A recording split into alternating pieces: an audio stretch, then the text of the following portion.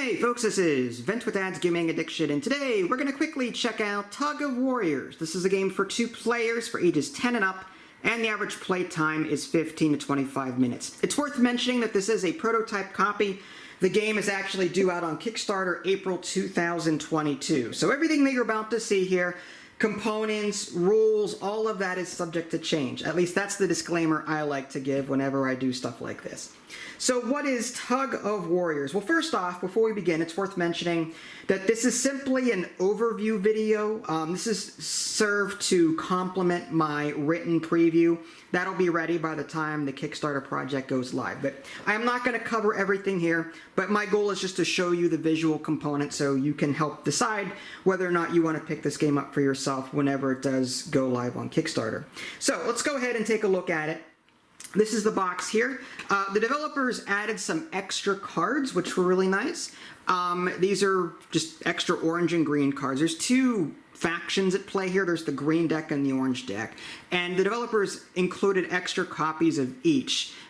They hope that these cards will be added to the core set during the campaign. I'm guessing probably due to some kind of stretch goal. So if the game is super successful, you may see these cards in the core set when it actually, succeeds in its funding. But just to give you a quick look at that, I'll just go ahead and just show you these cards and what the artwork looks like. These numbers will mean nothing to you right now. But yeah, if if this game does very well and you back it, you may have the chance to acquire these cards as well. All right, let's go ahead and take a look at the rest of the stuff. The rulebook is about 14 pages. There's an overview on the back here. There is a game board with this little skull token. That's to track the progress of the rope. Again, there's 2 teams head-to-head, and players will be pulling this skull back and forth, trying to earn their team the most points at the end of the game. You can earn points in other ways too, though. So, unlike a typical tug-of-war game, if you pull it all the way to your side, you do not automatically win. You do count in other points that may be present, and I'll get to that. So there's that. There's some cheater tokens up here. Some of the cards in this deck are cheaters. All of your cards in here are basically, they're called warriors. If they've got a little red symbol in the upper right-hand corner, that means they are a cheater. They typically have better stats in the upper left, but if they are on top of one of your 5 stacks at the end of the game, you automatically lose. So they've got great stats, but they will end the game for you should the game end, prematurely, if you're not ready. So just keep an eye out for those. Those are cheater cards. And I'll go over, how to get rid of them and so on. But yeah, this is what you've got. Each player has a deck of these cards. And what they're going to do, they're going to choose one color, orange or green. This is Team Corrosion. This is Team Toxic. And one player is going to, choose a deck. And they're going to take 15 of these cards, and I'm just going to guesstimate here for sample purposes. Put the others off to the side. You won't be using them unless an ability says so. This character is going to do the same thing. Just pick 15 cards at random, or pick 15 cards. We're doing it at random.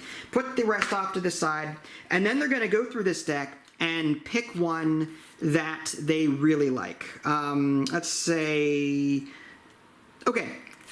Let's do Big Cheese. That's a good one. I'll go ahead and play that one there. You're going to put your card face down like so. And this is for the beginning turn of the game. And then this character, let's see.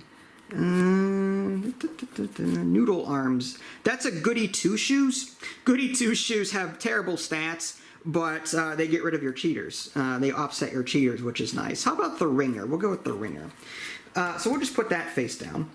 And now players will, 1, 2, 3, play their card face up, and then they're going to compare their initiative score. There are 3 numbers on the top of these cards. There's the star, which is initiative. There's the pull strength, which is the middle number. And then there's their heart value. Their pull strength and heart value will come into play at the end of the game and give you additional points. Any cards that are on the top of your stacks, these will be considered. But we're going to go ahead and play these like this. And whoever has the higher initiative, 17 to 8, will go first.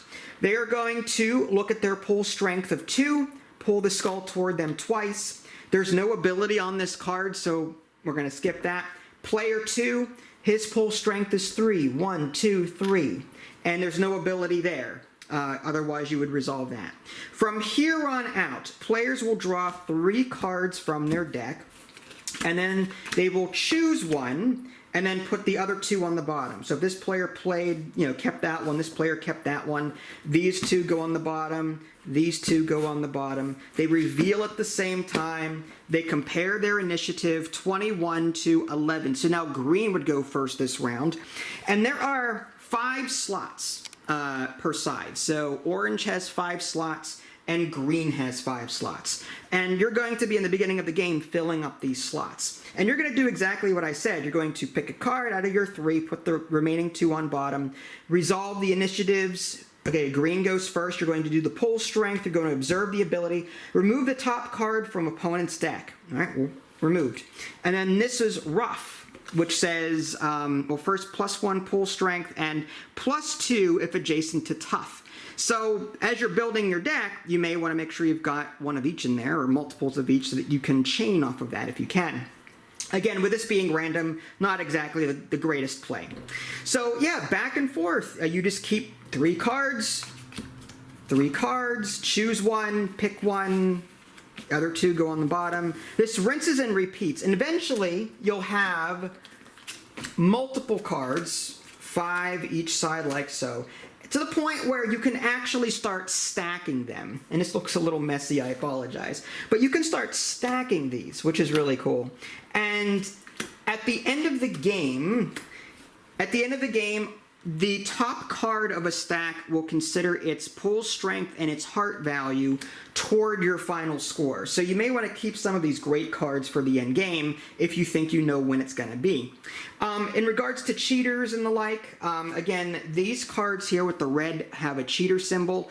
Being on top like this at the end of the game is an instant loss. You can play these cards here to cancel out these goody 2-shoe cards. Terrible stats typically, but will offset these cheaters. So having these on your rope to offset your cheaters is fine. You can also get rid of a cheater just by covering it up. So you can do something like this. You can have a maximum of 3 cards per stack.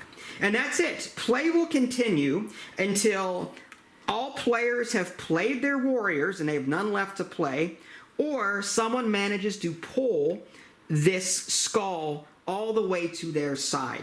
If no one has lost at that point because of cheaters being on top of their stacks, then they will, again, look at the top card on each of their 5 stacks, factor in the hearts and the pull strength, and get a final score that way. You're also going to, factor in where the skull is at this point in time. So if orange had 15 when the game ended, then they would also score 15 points in addition to whatever the values are on top there. And that's it. Like I said, this was a very brief overview of the game. Does not go over everything found in the rulebook, but hopefully gives you a visual component to this. As you're reading my preview, you're like, well, how does this work? How does this play out? Well, now you know.